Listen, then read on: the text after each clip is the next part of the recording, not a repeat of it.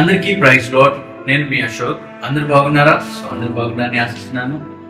అందరికీ ముందుగా good Friday శుభాకాంక్షలు తెలియజేస్తున్నాను. యావత్ ప్రపంచం మొత్తం దేవాది దేవుడిని స్మరించుకుంటూ దేవుని యొక్క మాటలు గ్రహిస్తూ అనేక మంది సంఘానికి వెళ్ళి దేవుని యొక్క అమూల్యమైన మాటల్ని ధ్యానిస్తూ దేవునికి ప్రాధాన్యత ఇస్తూ ఉన్నారు. మంచిదే. అందరూ గుడ్ ఫ్రైడే యొక్క అమూల్యమైన మాటలు, దేవుడు మన పట్ల ఏమై ఉన్నాడు, దేవుడు మన పట్ల ఏం చేసి ఉన్నాడు, దేవుడు మనకి కోసం ఎందుకు చనిపోయాడు అనే విలువైన మాటలను గ్రహిస్తూ దేవుడు చేసిన కార్యాలని ప్రతి ఒక్కరు జ్ఞాపకం చేసుకోవాల్సిందిగా ప్రభు బయట తెలియజేస్తూ ఉన్నాను. ఈ శుక్రవారం సంఘాల్లో దేవుడు యొక్క మాటలు పెట్టున్న ప్రతి ఒక్క జనాంగమా, దేవుడు చేస్తున్న కార్యాలు కంటికి కనపడవు, హృదయానికి అంతుచిక్కవు కదండి.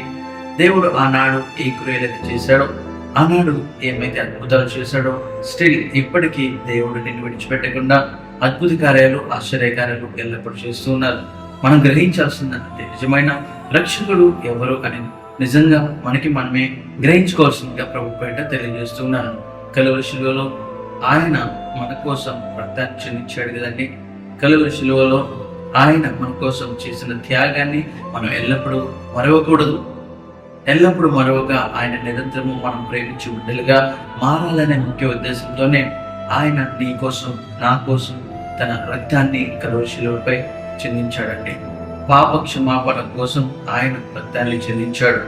యేసుక్రీస్తు వారు పలికిన 7 మాటలు ముఖ్య ఉద్దేశం ఏంటంటే, నువ్వు నేను రక్షణ పొందాలి.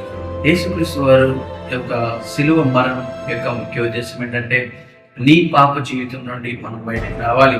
ఎప్పుడైతే మనం పాప జీవితం నుండి బయటకు వస్తామో, నిజమైన దేవుడిని కనుక ఆరాధిస్తామో, అదే నిజమైన దేవుడికి పంపించే నిజమైన శుక్రవారం ఆరాధన అన్నమాట. ఎప్పుడైతే మనం దేవాది దేవుడిని దగ్గరగా ఉండి స్మరించుకుంటామో, ఆయన మన జీవితంలోకి వచ్చి అద్భుత కార్యాలు, ఆశ్చర్య కార్యాలు చేస్తారని మనస్ఫూర్తిగా నమ్ముదాము. దేవుడు మన కోసం ఎందుకు చనిపోయాడంటే, నశించిపోతున్న ఆత్మల కొరకు దేవుడు చనిపోయాడు. మనకి రక్షణ ఇవ్వడం కోసం ఆయన బలియాగమయ్యాడు. మన పాపముల నుండి విడిపించడం కోసం ఆయన త్యాగమయ్యాడండి. ఈ రోజుల్లో ప్రజలు మనల్ని మోసపరచవచ్చు. ఈ రోజుల్లో ప్రజలు మనకి చెప్తున్న టైంకి మనకు సహాయం చేయకపోవచ్చు. కానీ దేవాది దేవుడు ఇచ్చిన వాగ్దానాన్ని తప్పకుండా నెరవేర్చే దేవుడు. ఈ రోజుల్లో మనుషులు మాట తప్పిన దేవాది దేవుడు మాట తప్పని వాడిగా ఈ లోకంలో సంచరిస్తున్నాడు. కాబట్టి దేవుణ్ణి మనం ఎప్పుడు విడిచిపెట్టకూడదండి.